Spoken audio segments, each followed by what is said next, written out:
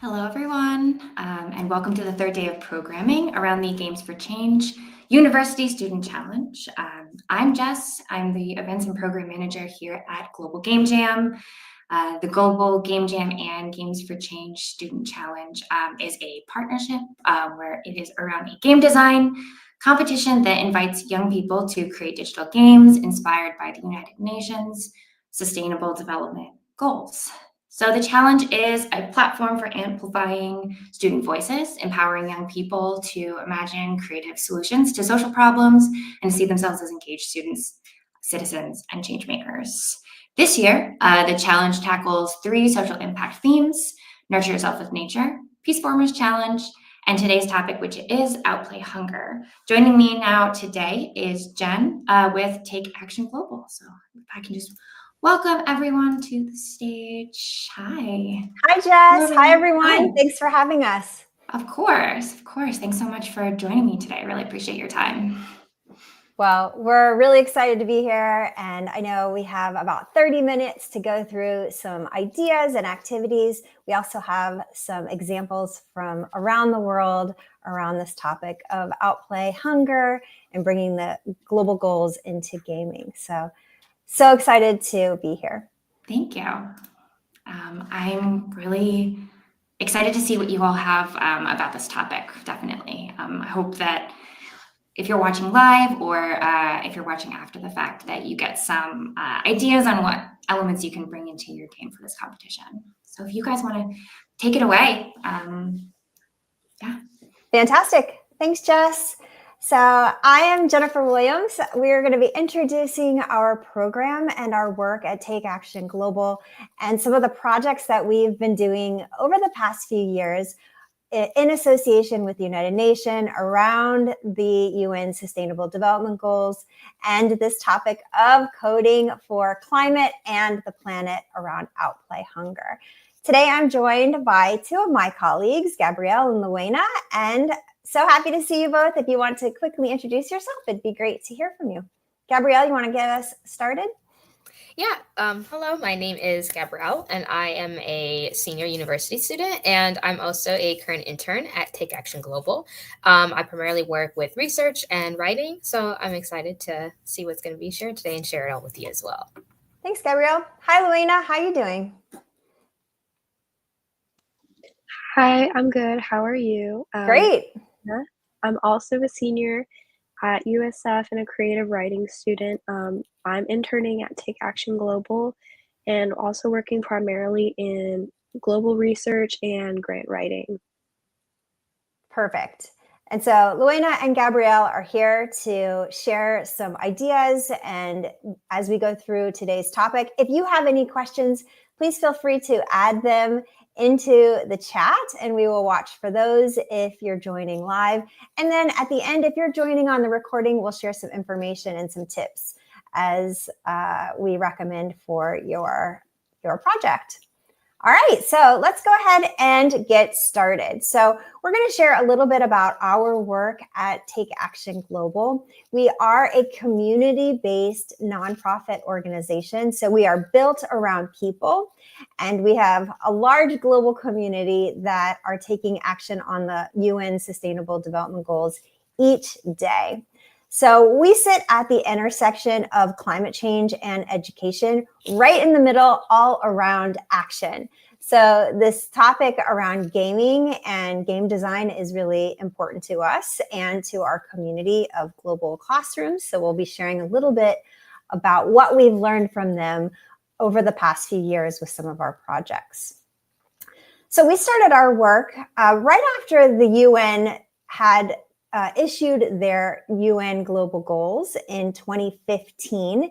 And so we came together as a group of educators, actually, that were passionate about bringing social action into the classroom. So our community works in an online setting, so teachers all around the world joining with their students. And we have young people as young as age 5, actually, all the way up through university who are working as part of our community. We also have some fantastic partners who we've linked arms with along the way. Of course, the United Nations. We do a lot of fun projects with Lego Group around learning through play and building the change. We do work with the US Department of State and embassies around the world. Our one in-person program happens to be in New York City. So we're working with the New York City Mayor's Office, the New York City Public Schools, and the UN. And then we've loved working with Games for Change over the past few years, and especially on this topic for 2024-2025 around Outplay hunger.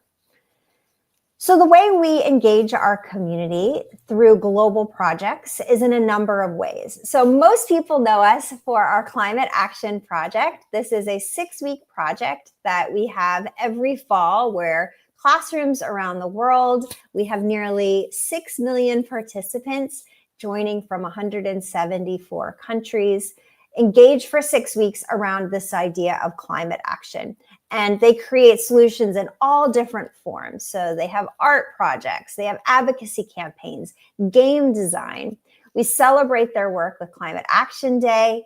And then we also have a program that is year-long called Climate Action Schools. Over the past few years, we've looked at expanding this idea of climate action for all and the intersection of coding. Because our community comes to us in an online setting, they typically are risk takers. They push past their comfort zone. They understand the importance of innovation, typically using ed tech. And though they join from across the curriculum, so all different content areas, not just environmental science, but we're looking at art classrooms, library media specialists, English classrooms. Luana and Gabrielle shared that they're focused on creative writing. And so we said, what if we were able to bring in this idea of coding into our work?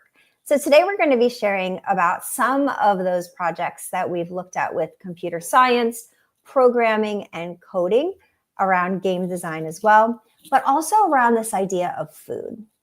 So we'll talk about our Coding for Climate project as we get going. So this year, Outplay Hunger. We were thrilled to be invited by Games for Change to work with the World Food Program and create some activities for classrooms around this topic. So we know you have a big challenge. You are getting ready to design a game around Outplay Hunger and SDG 2, 4, and 12. So we're going to talk about the SDGs today. The only thing you're going to need is a piece of paper and something to write with, and then we'll guide you through the rest. So all of our programs, we are looking at finding ways to support students to engage in a way that is meaningful to them. So over the past about 15 years in education, we've seen this shift. So when I started teaching, it was typical to arrive into your new classroom, you would be handed a boxed curricula and they would say, start here, by November you should be on this page of your textbook, by April here, and then you will conclude. So that was a consumption-based model. We started to see the shift from consuming to creating, and for us, having students be at the center of action, where they're not just creating for a what if scenario, but they're actually creating something that they can put into practice into their communities, no matter their age. So how can we shift from not just consume, create, but to this idea of action? Right around the time we started to see those shifts happen, also the UN came out with their global goals. So 17 goals that we as a world came together to agree upon in 2015 with a deadline of 2030. So we have been working with the United Nations ever since 2015 to ensure that teachers and students have a seat at that table as we work to reach these global goals. So this is back in 2016 where I was invited to join at the United Nations, working with representatives from UNICEF and UNESCO to find a way to do this. Since then, as I mentioned, our community has grown. We have teachers all around the world that are bringing the Sustainable Development Goals into their daily classroom lessons. So as I started to connect with teachers around the world, I mentioned I'm from Florida in the United States. So looking to find other people, other schools, all different grade levels to connect with around this idea. One of the first educators I met and has now become a dear friend, her name is Lois, and she is a professor in Kenya. And so Lois had reached out to me, and she was interested in finding ways that we could bring books into local classrooms there in the Kakuma refugee camp near her. So interested in learning more about what education looked like in Kenya, as I had a very narrow view of classrooms, considering that they probably looked a lot like ours here in the United States. I asked Lois to send me a photo of what a typical classroom in the Kakuma refugee camp looked like. So I remember when Lois sent me this classroom photo, and I remember feeling that I saw everything without. So a classroom without walls and ceilings and desks. Sometimes, as you see even here, a classroom without a teacher. So wondering more about this and what motivated these young students to come to school in the Kakuma refugee camp. And what I learned after conversations with Lois early on was that this was related to food. For many of these students, coming to school meant this was their only meal they would receive in a day. So they would walk long distances, come to school, get a meal, and if there was food left over, they would be able to bring this home to their families. So for them, school equaled opportunity. It also equaled nourishment. So I started to see about the critical importance of education and the ties to hunger. Since then, I have so many opportunities within our organization of young people having food at the center of their social action. This is a classroom in Florida. They were starting off as a 6th grade club, and they wanted to take their ideas around hydroponics and growing food for their cafeteria and decided to create a website. And so they were becoming actually mentors and students who could take this project where other schools around the world could model that and make their own. So they created a website, tutorial videos. They each had roles, and then they started to have virtual exchanges with classrooms from all around the world to show them about ways they could bring global gardening into their schools. So these were the early stages back in 2019. And you can see here, they actually were awarded $30,000 for their program called Food Miles Matter. So their specific challenge was limiting the number of food miles that their food would go from farm to plate. Of course, that's within their school walls, so they really limited that down. Another project that we had last year was a food waste recipe global cookbook, where 100 of our schools submitted cultural recipes that were coming from their local areas all around food waste. So we have that cookbook available. We have another example here of a school that with one lunch period's waste created this art installation to bring awareness around waste in the school. So you can see they've made this mural of a map of our world. This past October, we brought a group of students to New York City in recognition of World Food Day at the United Nations, and we brought students there. We started to go around the city and interview key stakeholders, including chefs. We were going to community organizations that were feeding the hungry. We were visiting schools that also had community gardens and finding ways that they were innovating. So we bring these ideas to you today as inspiration as you start to think about the challenges you want to take on in your game design process. For us, our students are creating in so many different ways. We turn it over to them in an inquiry-based approach and say, based on the problems you want to solve, the SDGs you want to take on, how can you design for an authentic audience? So for some of our students, they're creating community-based advocacy campaigns. Some of them are working with experts. Some of them are creating video productions, or you can see here, this in the lower left-hand corner, a group of elementary students that recorded a song. So all of these different creative ways of approaching problems that we see in our world. Some lessons that we've learned related to the SDGs and this idea of outplay hunger. First off is to take a systems level approach. So how can we design around people, place, and planet? Looking at first self and then starting to move out. Self to local area, including city, government, industry. For you all, probably important to consider higher education, and then moving out to another level of global. Also, this strand around sustainability and food justice. So connecting to global sustainable development goals and international days of advocacy for food justice. For instance, World Food Day. There are other international holidays that you can look to that are put out by the United Nations.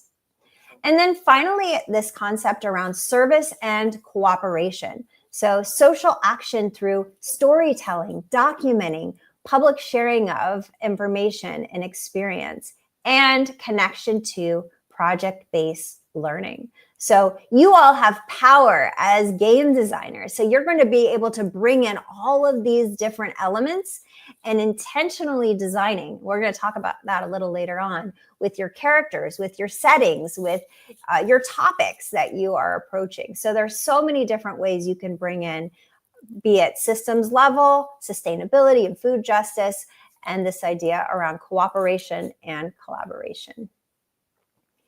Okay, so let's jump into an activity. And I always like to look at these SDGs as a roadmap of action. And when you look at the SDGs, if I'm talking to teachers or students, I see everyone can find themselves somewhere in the global goals. So mapping my own personal trajectory across this map of the SDGs. First, when I found the SDGs back in 2015, of course, as a teacher, SDG 4 spoke to me. Quality education for all. This was a goal around education. I felt that I had a place in the SDGs because of SDG 4. And I felt like the work that we were doing in classrooms could help us to reach the goals. I quickly started to have interest in SDG 17 because of the partnerships that I was forming out around the world within the nonprofit sector, with government organizations, for-profit organizations who cared around sustainability and social justice, and of course with teachers and students. My work around equity and access, I got interested in SDG 10. And then little did I know, as a literacy specialist, all of my work would lead to SDG 13, climate action.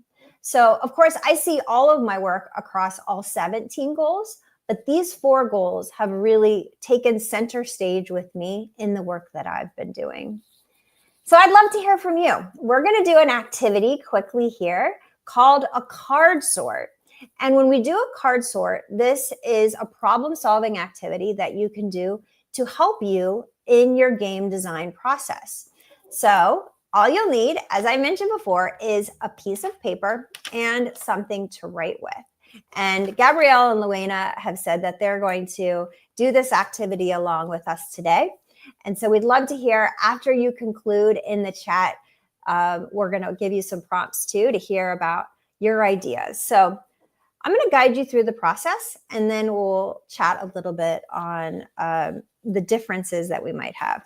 So the first thing you're going to do is take your piece of paper and fold it in half, and then fold it in half again. All right, so if you open that up, you're going to have 4 pieces of equally sized paper. And then what you are going to do next is tear that paper along those lines. It's okay if it's messy. It doesn't have to be perfect. So what you'll do after you tear is you're going to have 4 equally sized pieces of paper.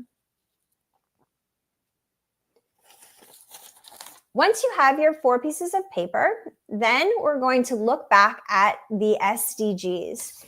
And what I'd like you to do is select 4 of the global goals. You might have a lot more, but for today, select 4 that resonate with you, your interests, your areas that you might want to commit to with your game design. And the only rule here is to put 1 concept on 1 piece of paper. So you're going to look at those and then select 4. I'll model it. So as I mentioned, SDG 4 was one that I was committed to. So you see I have 1 global goal on 1 piece of paper. You can write SDG 4. You can write an icon. Feel free to design this in a way that makes sense to you.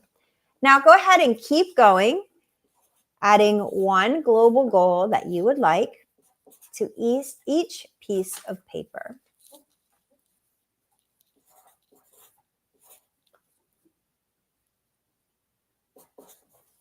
All right, I've got 3.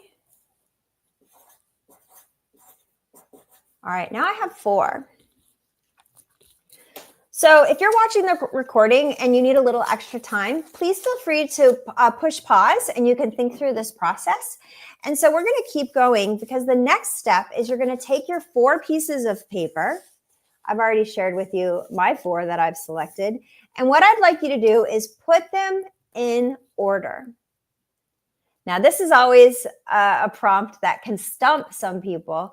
Put in what order? A lot of people will ask. Put them in an order that makes sense to you.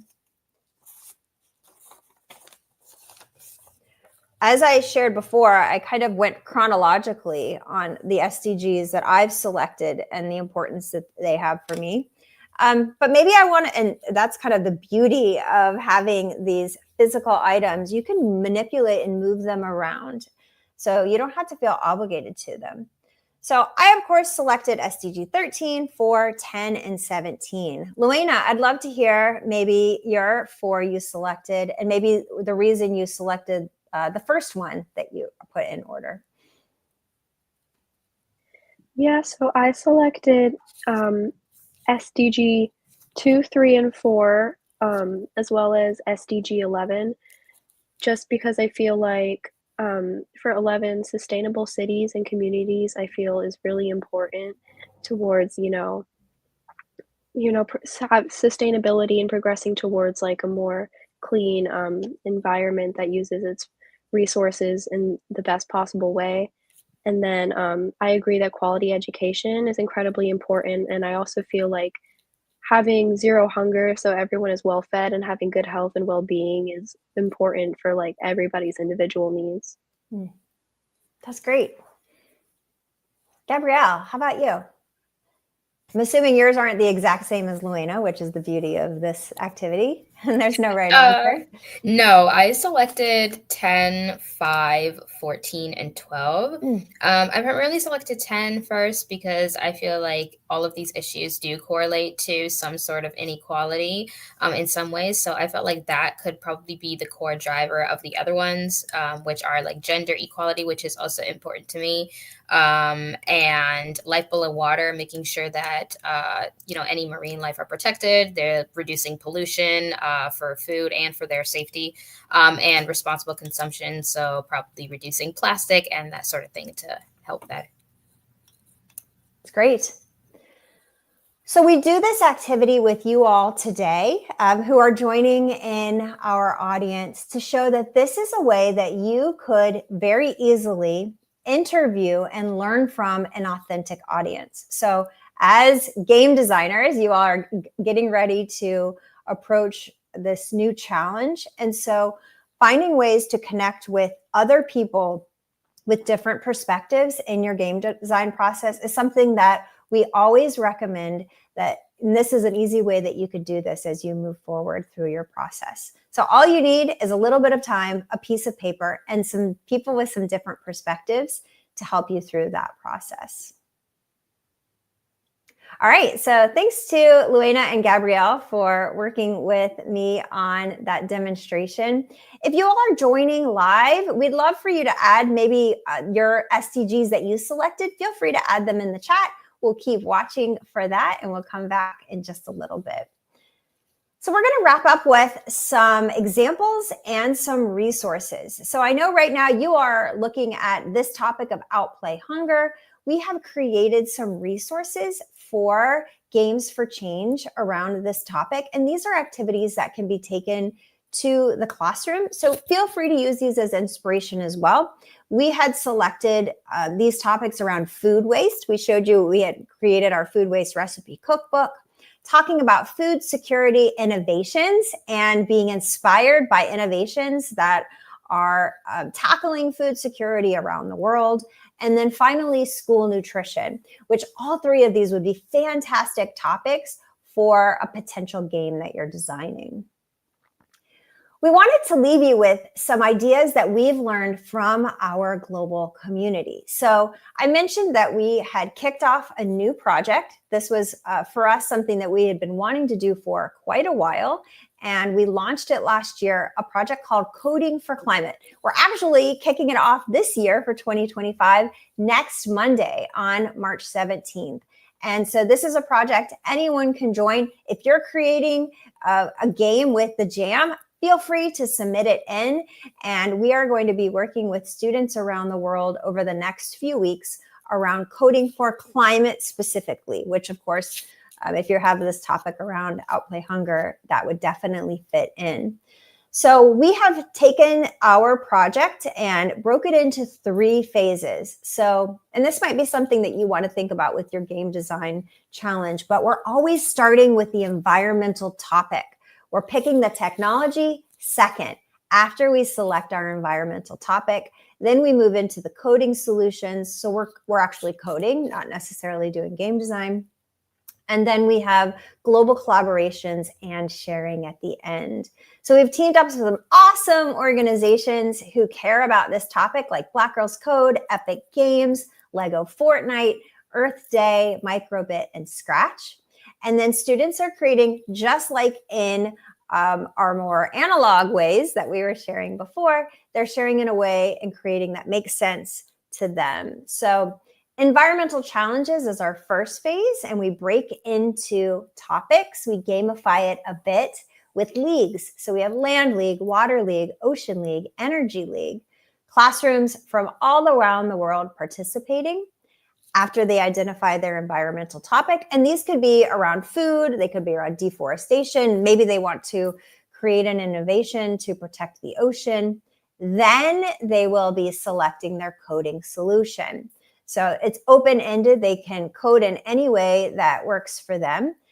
We are really pretty loose in our definition of coding too. We do have some classrooms that are approaching their challenge, even with generative AI, has become a popular one within our group. But we do have playbooks for teachers that coding might be new for them, so they can access those playbooks and dive in with their students. And then finally, and this was the part we wanted to point out to you, we invite all of those classrooms to share their solutions through a process of global collaboration. So on our website, codingforclimate.org, you can go in and you can look at some of the solutions that students from last year, grades K up through university, shared. They have that can be filtered down by topic and by coding solutions. So if you're wanting to get some inspiration and look at topics that are important to other people, feel free to check that out. We also wanted to invite you all to join us for our Earth Day live celebration. So we are going to be featuring some young people with their solutions that they have submitted. So as you all go through your game design process and your jam, if you want to submit, we'd love to hear from you. And that's going to be coming up in cooperation with Earth Day for Earth Day 2025. So we'll be celebrating on April 24th from 8 to 10 a.m. Eastern. And these are some pictures from last year. We have some great friends and classrooms who joined in. So I'm going to leave us with our top tips to you all as you are moving forward with your challenge. I'd love to invite you to first start with a connection that is meaningful to you. It could be a local connection, a personal interest, or an identified need. So much like we've learned in our Coding for Climate project, starting with that topic and then building on with the technology. Number 2, keep it simple and reflective of the social action. As I mentioned before, you as game designers have power. So you can bring in those social topics intentionally across the game story, the mechanics, and the characters. Even things like skin color, clothing that you pick, the intentionality will make a difference in your game design in the end. And finally, bringing it out past the technology, notice connections from the game within your daily life. So if you are doing something around food justice, don't just do it in your game design using technology. Look at the ways that you're actually taking action on food justice in your daily life and daily activities. It will improve your work as a game designer.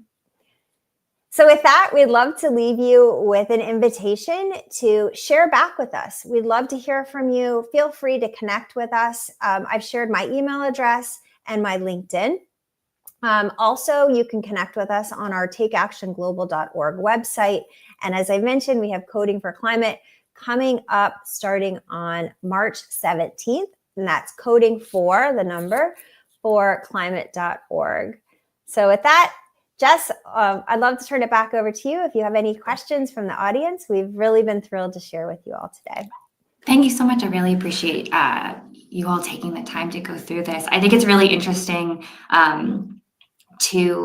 or at least for like a team building exercise, if you're working with others on the game itself, regardless of which theme or which topic, to go through those sustainable development goals and identifying what's the most important for the people in your team and taking those and figuring out how to make a cohesive game amongst those topics, in addition to outplaying hunger. It's kind of like the beauty of all of those. They resonate so differently with everybody that you can see how individual people are and what they're bringing to the table, and then figure out how to make a game that incorporates as many of those as you possibly can. Are there any games that you know of that do tackle specifically outplaying hunger effectively? Just as people are exploring the different themes, they can look at different games and see what has been successful in the past. Are there any that come to mind immediately or that you know of? So I had the privilege of being a judge for Games for Change for last year, and there are so many great examples around. I mean, I remember there were some awesome ones around fashion, but definitely some around food So I would recommend checking those out. It's one that I always think of. It's just Minecraft and how Minecraft has this element of food in it. And a lot of young people have grown up with Minecraft and playing that game. So I think thinking back to games that you've played where food is an integral part. But Luena or Gabrielle, any games that come to mind for you both? I personally can't think of any. I was going to mention Minecraft as I played that one. That would be my primary one, as that's the one I played. There could possibly be some that have that focus on Roblox. Perhaps they do have quite a few games available there. Creators can create them themselves. Something may be available there, but I can't mention any specific names myself.